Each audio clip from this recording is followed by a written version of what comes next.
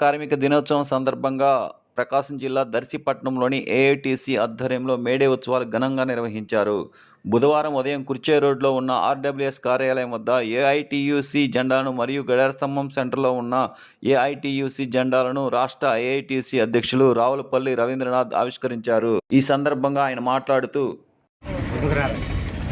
ప్రపంచ కార్మిక దినోత్సవం అయినటువంటి కార్మికుల పండుగ దినోత్సవం అయినటువంటి మేడేని 138వ మేడే కార్యక్రమాన్ని ఈరోజు దర్శిపట్నంలో ఘనంగా నిర్వహించుకుంటున్నాం.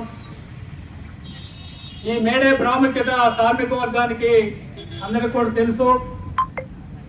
138 సంవత్సరాల క్రితం అమెరికా నడిబొట్టులో చికాగో నగరంలో ఆనాడు ఉన్నటువంటి కార్మికుల యొక్క స్థితిగతుల్ని పని గంటలు లేక, విశ్రాంతి లేక, తినడానికి తిండి లేక, కట్టుకోవడానికి బట్టలేనటువంటి పరిస్థితుల్లో, కుటుంబాన్ని పోషించుకోలేనటువంటి పరిస్థితుల్లో, కార్మిక వర్గం నిరంతరం పనిచేస్తున్నటువంటి పరిస్థితుల్లో అక్కడ పనిచేస్తున్నటువంటి కార్మిక వర్గం పని గంటల కోసం ఉద్యమం ప్రారంభించి ఆ పని గంటలు, ఆ 24 గంటల పని గంటల్ని 12 గంటల పని విధానం కావాలని 130 సంవత్సరాల క్రితం కార్మిక వర్గం పోరాటం చేస్తూ ఉంటే అమెరికా నడిబొడ్డు చికాగో నగరంలో కార్మికుల పైన విచక్షణారహితంగా పోలీసులు కాల్పులు జరిపి ఆ కాల్పుల్లో మరణించినటువంటి కార్మిక వర్గం, కాళ్ళు చేతులు కోల్పోయినటువంటి కార్మికులు, వేలాది మంది కార్మికులు వీధుల్లోకి వచ్చి పోరాటాలు చేస్తున్నటువంటి నేపథ్యంలో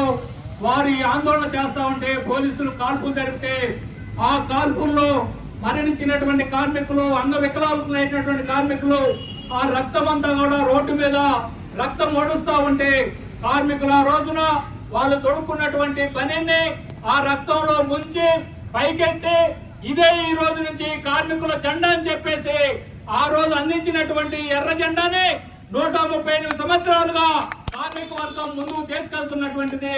ఇదేదో ఆసామాషాగా ఏసీ రూమ్ లో కూర్చొని నిర్ణయించినటువంటి, డిజైన్ చేసినటువంటి జెండా కాదు. కార్మికులు వాళ్ళ హక్కుల కోసం, వాళ్ళ సమస్య కోసం, పని గంటల కోసం, తినడానికి తిండి కోసం, కట్టుకోవడానికి బట్ట కోసం, ఉండటానికి ఇంటి కోసం పోరాటాలు చేస్తే ప్రభుత్వాలు పలకడంతో పలకరకపోతే, ఉద్యమాలు చేస్తే పోలీసు కాల్పులు కూడా లెక్క లేకుండా రక్తార్పణం చేసి వాళ్ళ రక్తంలో నుంచి అందించినటువంటి ఎర్ర జెండాని 130 సంవత్సరాలుగా కార్మిక వర్గం మోస్తా ఉంది, ముందుకు తీసుకెళ్తా ఉంది. వారు ఈ రోజు ఉన్నటువంటి అనేకమైనటువంటి హక్కులకి ఆనాడు వాళ్ళు ప్రాణ త్యాగాలు చేయడం ద్వారానే ఈ విధమైనటువంటి హక్కులు ఈ రోజు మనం పొందగలుగుతా ఉన్నాం. ఈ యొక్క భారతదేశానికి స్వతంత్రం రాకముందు, భారతదేశానికి స్వతంత్రం వచ్చిందనే వరకు కూడా కార్మికులు పోరాటాల ద్వారా అనేకమైనటువంటి హక్కులు సాధించుకున్నటువంటి విషయం మనందరికి కూడా తెలుసు. 42 కార్మిక చట్టాలు కార్మికుల పోరాటాల ద్వారా బ్రిటిష్ ప్రభుత్వంలో, ఆ తర్వాత వచ్చినటువంటి స్వతంత్రం వచ్చిన తర్వాత మన ప్రభుత్వం హయాంలో కూడా 42 కార్మిక చట్టాలు మనం సాధించుకుంటే ఆ 42 కార్మిక చట్టాలని ఈ రోజు అధికారంలో ఉన్నటువంటి నరేంద్ర మోడీ 42 చట్టాలను రద్దు చేసి 4 లేబర్ కోడ్లుగా తెచ్చినటువంటి విషయాన్ని మీ అందరూ కూడా తెలుసు. ఈ 4 లేబర్ కోడ్లకు వ్యతిరేకంగా మనందరం కూడా పోరాటం చేస్తున్నటువంటి విషయం మీ అందరూ తెలుసు. ఆ రోజు 138 సంవత్సరాల కోసమే పని గంటల కోసం పోరాటం చేస్తే 8 గంటల పని విధానం అమల్లోకి వచ్చింది. అదేవిధంగా కనీస వేతన చట్టం వచ్చింది, కార్మికులు సంఘం పెట్టుకునేటటువంటి చట్టం వచ్చింది, కార్మికులు సమ్మె చేసే హక్కు వచ్చింది, పిఎఫ్ సౌకర్యం వచ్చింది, రిటైర్మెంట్ బెనిఫిట్స్ వచ్చాయి, కాంట్రాక్ట్ కార్మికులు పర్మనెంట్ చేసే అనేకమైనటువంటి ఈ 42 చట్టాలు రద్దు చేసి ఈరోజు మళ్ళా 30 సంవత్సరాల క్రితం ఏ పరిస్థితులు ఉన్నాయో నెట్టబడే విధంగా నరేంద్ర మోడీ 4 లేబర్ కోడ్లలో కార్మికుల హక్కులన్నీ కూడా కాలరాశాడు. కార్మికులు సంఘం పెట్టుకునే దానికి వీల్లేదు, సమ్మె చేసేటటువంటి హక్కు లేదు, పోరాటాలు చేయకూడదు, యాజమాన్యాలు ఏం చెప్తే అదే వినాలి అనేటటువంటి చట్టాలు ఈ 4 లేబర్ కోడ్లో తెచ్చారు. అంటే ఈ రోజు పని గంటలు మనం చూస్తున్నాం, మీరందరూ కూడా పత్రికలో చూస్తూ ఉన్నారు. 8 గంటల పని విధానం ఎప్పుడో పోరాటం ద్వారా, రక్తార్పణం ద్వారా మనం సాధించుకుంటే ఈ రోజు నరేంద్ర మోడీ గారు మళ్ళా 12 గంటల పని విధానం తెచ్చారు. ఈ 4 లేబర్ కోడ్లో 12 గంటల పని విధానం వచ్చింది. సమ్మె చేసే హక్కులు కోల్పోయాం, పారిశ్రామిక వివాదాల చట్టాన్ని కోల్పోయాం, ఈఎస్ఐ పిఎఫ్ సౌకర్యం లాంటివి కోల్పోయాం, అదేవిధంగా పెన్షన్ సౌకర్యాలు కోల్పోతున్నాం, కార్మికులకు ఏ విధమైనటువంటి భద్రత లేకుండా వీధిలో పడాల్సినటువంటి పరిస్థితి, యాజమాన్యాలపైన ఆధారపడాల్సినటువంటి పరిస్థితి. పబ్లిక్ సెక్టార్ అంతా కూడా ఈ రోజు అనేక విధాల అభివృద్ధి అయితే ఆ పబ్లిక్ సెక్టార్ అన్నింటినీ కూడా ప్రైవేటీకరిస్తా ఉన్నాడు. ప్రైవేటీకరణ విధానాల్ని అమలులోకి తీసుకొస్తా ఉన్నాడు. రిజర్వేషన్ సౌకర్యాన్ని కోల్పోతా ఉన్నాం.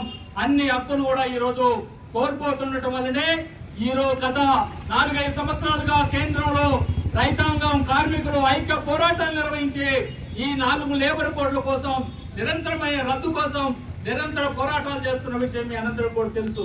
అందుకని 138వ మేడే దినోత్సవాన కార్మిక వర్గం అంతా కూడా కోల్పోయినటువంటి చట్టాలన్నింటినీ కూడా పునరుద్ధరించుకునేదానికి, మళ్ళా 8 గంటల పని విధానాన్ని పునరుద్ధరించుకునేదానికి, సమ్మె చేసే హక్కుని పునరుద్ధరించుకునేదానికి, అదేవిధంగా యూనియన్లు పెట్టుకునేటటువంటి హక్కుని పునరుద్ధరించుకునేదానికి, పోరాటాలు చేసేదానికి ఈ 138వ మేడే రోజు కార్మిక వర్గం అంతా కూడా ప్రతినబూని భవిష్యత్తులో ఈ ప్రభుత్వాలు అవలంబిస్తున్నటువంటి కార్మిక ప్రజా వ్యతిరేక విధానాలు తిప్పికొట్టేదానికి పోరాటాలు సమాయత్తం కావాలని 138వ మేడే దినోత్సవం సందర్భంగా యావత్ కార్మిక వర్గానికి ఏఐటీసీ రాష్ట్ర సమితి తరఫున విజ్ఞప్తి చేస్తూ ఈ దర్శిపట్టణ సోదరులందరూ కూడా నన్ను ఆహ్వానించి పతాక ఆవిష్కరణ కార్యక్రమానికి మేడే ఉత్సవాల్లో పాల్గొనేదానికి ఆహ్వానించిన మీ అందరికి కూడా ధన్యవాదాలు తెలియజేస్తూ సెలవు తీసుకుంటా ఉన్నాను.